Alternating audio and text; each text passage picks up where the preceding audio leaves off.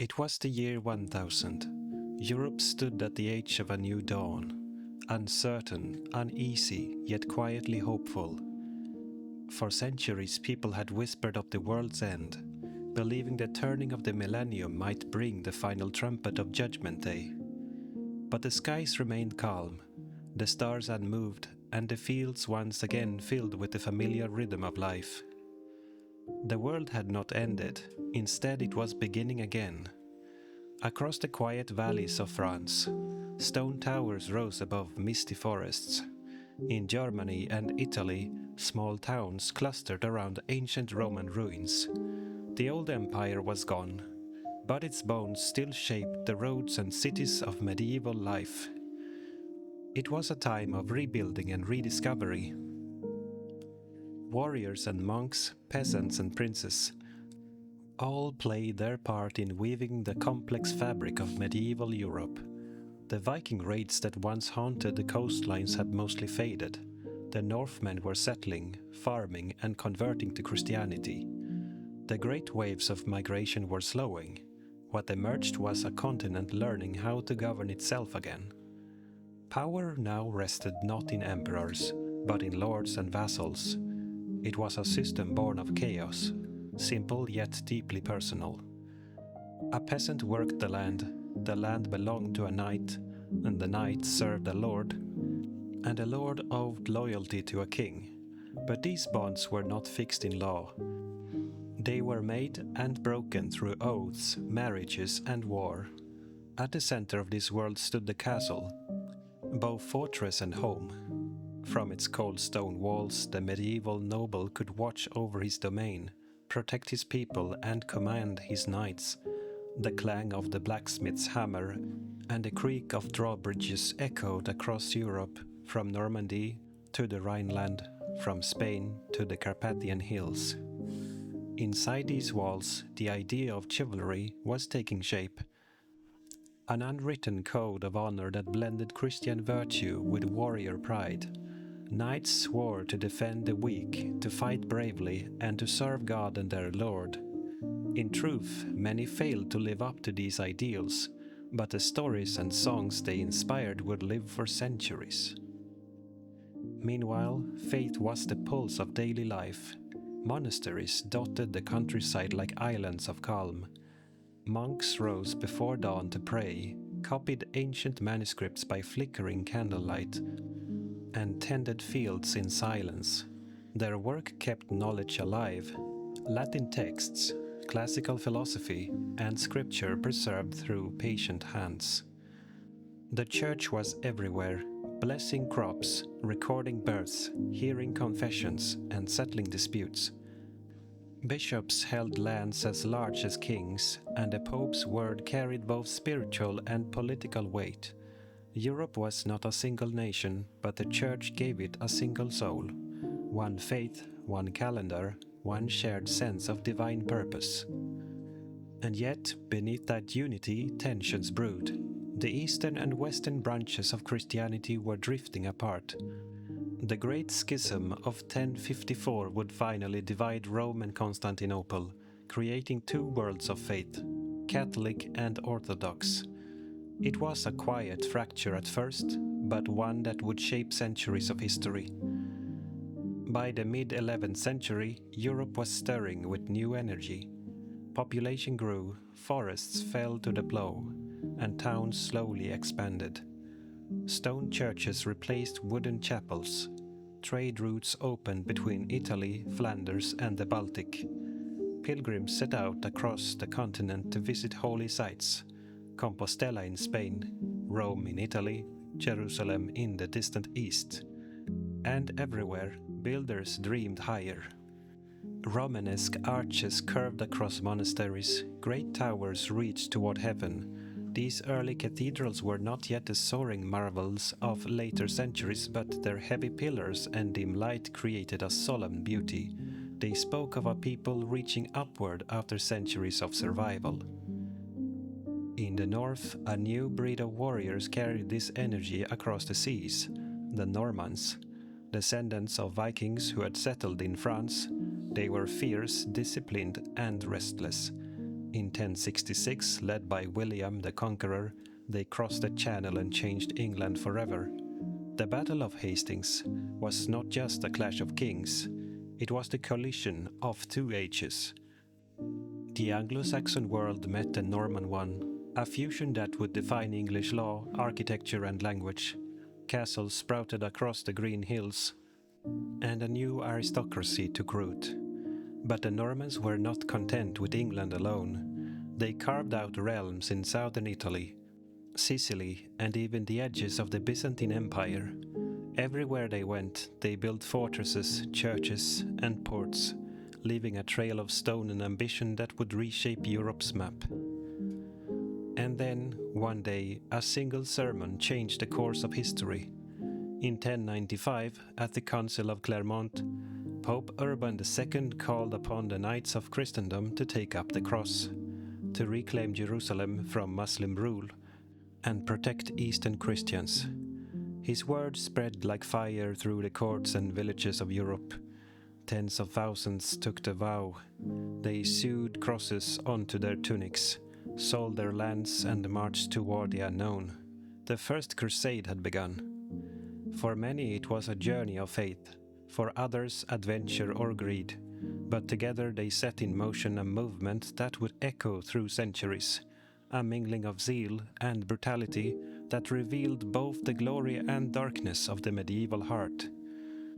As the year 1100 approached, Europe no longer feared the end of the world. It had found a new mission, one that would carry its people beyond the seas, into deserts, cities, and legends. The road to Jerusalem stretched farther than any map could show, through forest and mountain, across the plains of Hungary and the deserts of Syria. Thousands walked and rode under the banner of the cross. They were knights and peasants, bishops and beggars, drawn together by faith, by hunger, by the promise of glory or forgiveness. Some went for God, some went for gold. Most went simply because the world was changing, and they did not wish to be left behind. The First Crusade was no single army, but a tide of peoples moving eastward. Many perished before reaching the Holy Land, to famine, to disease, to their own lack of discipline, but those who survived saw things no European had seen in generations. Vast cities, golden mosques, libraries filled with ancient learning, and markets overflowing with silks and spices. To the weary knights from the cold stone halls of France and Germany, the East seemed like another world, older, brighter, richer, and yet they came as conquerors. In 1099, after years of suffering and siege, the Crusaders reached Jerusalem. They stormed its walls in a fury of faith and desperation. When the fighting ended, the holy city was theirs, and its streets were red. The massacre that followed would echo for centuries, but in the minds of those who survived, it was not horror they remembered. It was triumph. The will of God, they believed, had been fulfilled. In the aftermath, 4 small kingdoms were carved out of the Middle East: Jerusalem, Edessa, Antioch, and Tripoli. These were Europe's fragile footholds in the East. Each depended on reinforcements from home, on alliances with local powers, and on the constant flow of pilgrims who came to see the land of Christ with their own eyes. The rulers of these states learned quickly that faith alone could not hold a fortress. They built stone castles across Syria and Palestine, massive, beautiful strongholds like Crac de Chevaliers, whose white walls still gleam in the sunlight. Within them lived men who had come to see themselves not merely as soldiers, but as guardians of a sacred frontier. Trade followed war. Venetian and Genoese merchants opened routes through the Mediterranean, carrying silk and sugar, glass and gemstones. Europe began to taste the wealth of the East, and it would never again be content with the simple bread and iron of home. But it was not only treasure that traveled westward. Books crossed the seas too, ancient Greek and Arabic texts, preserved in the libraries of the East, From them, Europe rediscovered Aristotle, Galen, Euclid, the roots of philosophy, medicine, and mathematics. Monks and scholars translated these works into Latin, planting the first quiet seeds of what would one day become the Renaissance. It is one of history's small ironies, that a war of faith would awaken the mind, that violence could open the door to learning. As the Crusades continued, a new kind of knight appeared, the monk warrior. Men who took vows of poverty, chastity, and obedience, but bore swords. The Knights Templar, founded in Jerusalem, guarded pilgrims on the road and defended the holy sites. The Hospitallers cared for the sick and wounded. The Teutonic Order would later rise in the north, bringing the crusading spirit to the Baltic. These orders grew rich and powerful, owning lands across Europe. They were admired and feared, men of both prayer and steel, bound by a code that few could truly live by. To the common people, they seemed almost mythical, part saint, part soldier, serving a cause greater than kings. But faith and fortune are fleeting. In 1144, the county of Edessa, one of the first Crusader states, fell to Muslim forces. The shock reverberated through Christendom. From the pulpits of Europe came another call, a second crusade, led this time by kings themselves, Louis VII of France and Conrad III of Germany. The armies marched again, vast and glittering, but the land was unforgiving. The people they had come to liberate saw them as invaders, and the unity that had once driven the First Crusade was gone. The campaign ended in failure. Jerusalem remained Christian for now, but the dream of divine conquest had dimmed. The East, once seen as a place of salvation, now appeared endless and unknowable. Still, the great journey had changed Europe forever. Pilgrims and traders carried home spices, fabrics, and ideas. New maps were drawn. New words entered languages: sugar, cotton, lemon, algebra, and behind every cathedral and marketplace one could now feel the distant hum of the wider world. The medieval mind had begun to open, just a little. The horizon no longer ended at the edge of Christendom. Somewhere beyond the sea, other peoples lived, prayed, and built, and in the quiet hours of night, a few began to wonder what they might learn from them. The 12th century was a time of restlessness. Europe had tasted the world beyond its borders, and something within it began to stir. A hunger for greatness, for knowledge, for order. The crusading spirit did not fade, it simply changed shape. The same passion that had sent armies to Jerusalem now built cathedrals, raised universities, and wrote songs of love and honor. It was as if all the fervor of battle had turned inward, into art, thought, and faith. All across the continent, towns rose from timber to stone. Cathedrals began to pierce the sky. Chartres, Notre Dame, Canterbury, Rheims. Monuments to both human devotion and ingenuity.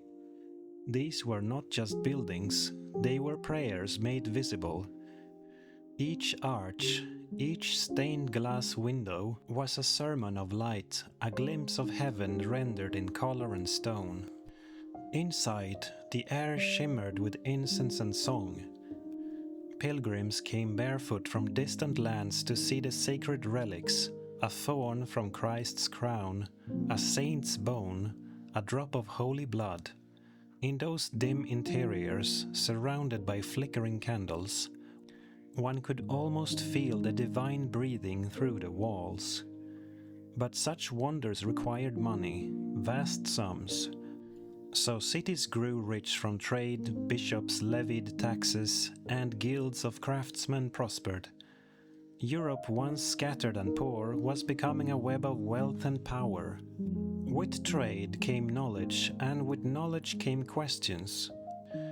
In Paris, Oxford, and Bologna, universities took shape, communities of scholars bound not by birth or title, but by curiosity.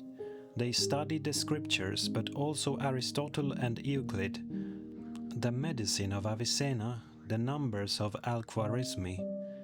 For the first time in centuries, the old wisdom of Greece and the new discoveries of the Arabs shared the same parchment. To many, this seemed wondrous, to others, dangerous. Could human reason walk beside divine truth? The Church tried to draw the line, but thought, once awakened, cannot easily be chained. Not all learning was found in monasteries. In the courts of Aquitaine and Provence, poets sang of courtly love, of knights who served their ladies as faithfully as they served their lords. It was a strange, delicate world of idealized passion and impossible virtue. From it grew the great legends, Tristan and Isolde, Lancelot and Guinevere, the Holy Grail.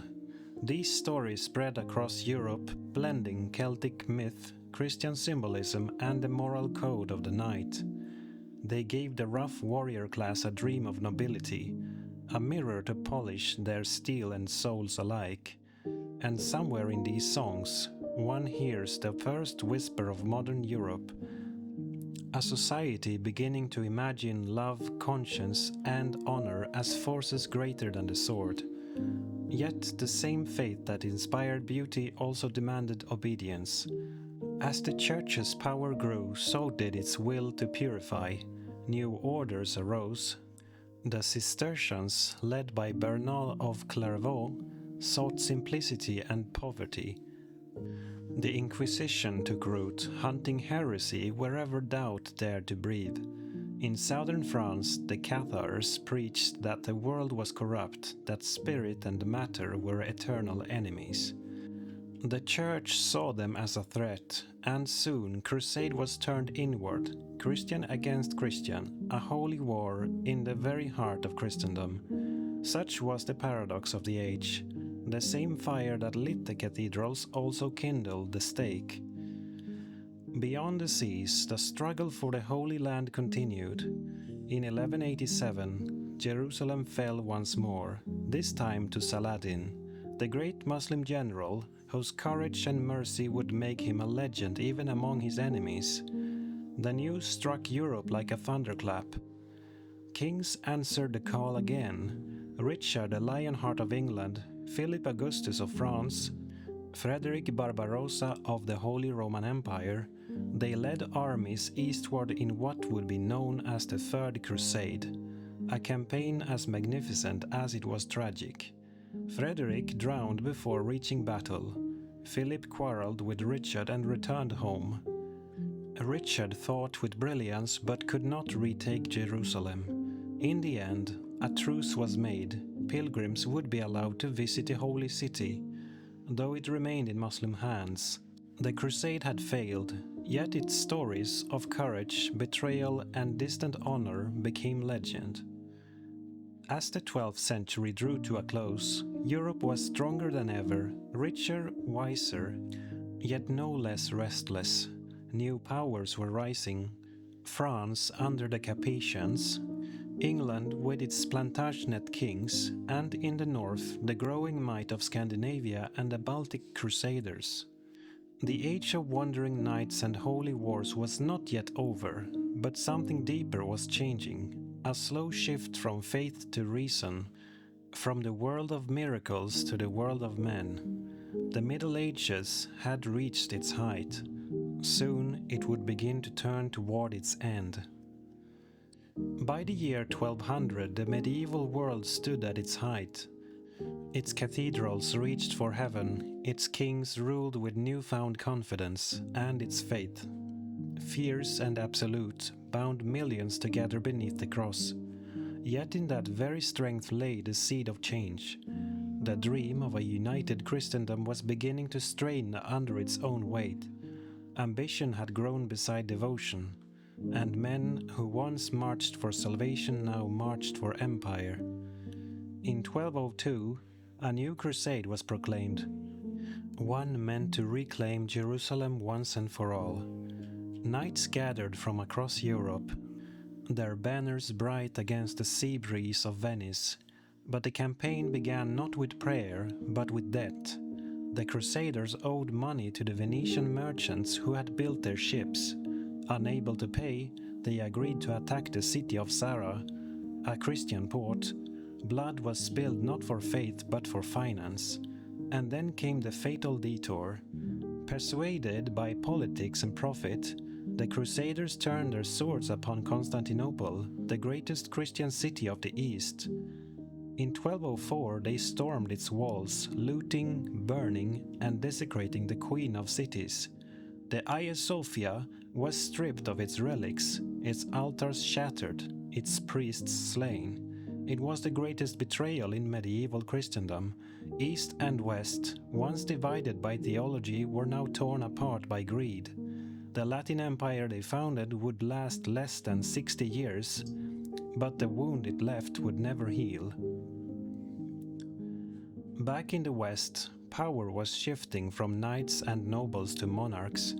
The feudal world that had once depended on personal oaths was hardening into kingdoms with laws, taxes, and courts. In France, the Capetian dynasty extended its reach, building the first true national administration. In England, after the conquests of William, the kings grew strong, until their ambitions met resistance. By 1215, angry barons forced King John to sign the Magna Carta, a document meant to limit royal power and affirm the rights of free men. It was a small beginning, just parchment and ink, yet in time it would echo louder than any sword. In Spain, the Christian kingdoms pushed south in the long Reconquista, reclaiming lands once ruled by Muslim caliphs. In Italy, merchant republics like Venice, Genoa, and Florence began to flourish, their ships threading the Mediterranean like veins of gold and silk. Europe was no longer a backwater, it was becoming the crossroads of the world. Amid all this, the builders kept working. The early Gothic cathedrals gave way to masterpieces of height and light. Stone became lace, windows became oceans of color.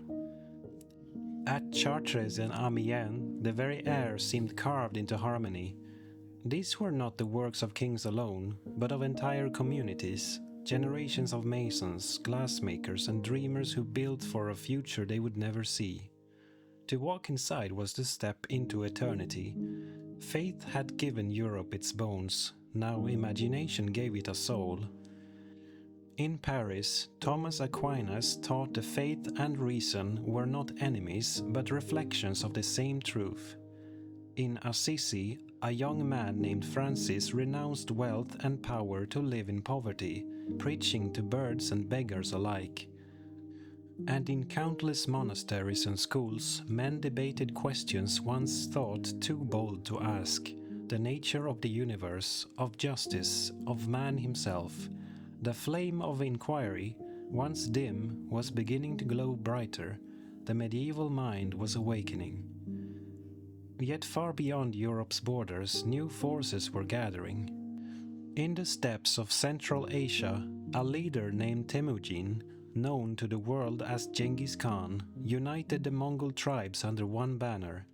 His horsemen would soon thunder across the world, reaching as far as Poland and Hungary.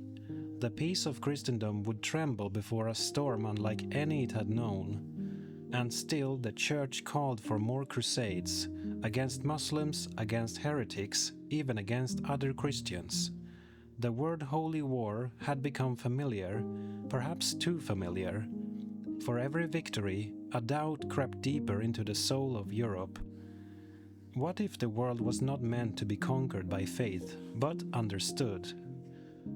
The 13th century began with confidence. Europe had survived famine, war, and betrayal, yet its heart still beat with a quiet faith. Cathedrals shimmered with new glass, universities buzzed with ideas. From the Atlantic to the Carpathians, it seemed that every field, every market, every city was alive with motion. But beneath that sense of order, the world was stretching, growing larger, stranger, and more connected than ever before. The spirit of holy war flickered on. but the fire was dying. The great Crusader castles in the east stood like lonely islands in a hostile sea. The Islamic world had grown united under strong leaders, and one by one, the Christian states of Syria and Palestine began to fall. The Sixth Crusade of Emperor Frederick II reclaimed Jerusalem for a brief bloodless moment through diplomacy, a curious peace in an age of swords, but it did not last. In 1291 the final fortress, Acre, fell. The Crusader banners were torn down, and with them ended 2 centuries of European presence in the Holy Land. There were no victors in the end, only lessons written in stone and memory. The Crusades had reshaped trade, faith, and imagination, but they had also left behind disillusion. The world seemed less holy now, more complex, more human. As pilgrims turned homeward, merchants took their place on the roads and seas. From Genoa to Bruges, from London to Lübeck, the pulse of Europe shifted from castles to marketplaces. Money replaced oaths, ledgers replaced swords, guilds formed, brotherhoods of weavers, masons and traders. Their symbols hung over shop doors like family crests. Cities grew noisy and proud, their bells marking the hours of commerce as surely as the monasteries marked the hours of prayer. In Italy, bankers of Florence invented new ways to lend and invest, while Venice and Genoa built fleets that rivaled any army. In the north, the Hanseatic League bound Baltic ports into a web of trade, carrying salt, furs and grain. A merchant could now grow richer than a baron, and a city's will could rival a king's. The old boundaries of Christendom began to dissolve. Traders returned from the east with stories of Persia, India and China, their voices filled with wonder. Among them was Marco Polo, who traveled farther than almost anyone of his time, across deserts and empires to the court of the great Khan. When he returned to Venice around 1295, few believed his tales of golden cities, paper money, and vast armies, but they listened, and something in the European mind began to turn toward exploration, toward the idea that the world was far wider than any map. What began as a pilgrimage of faith was becoming a journey of curiosity. Within Europe, the Church still reigned supreme, yet cracks were showing. Popes claimed authority over kings. Kings began to resist. Theologians questioned, poets observed, and peasants murmured.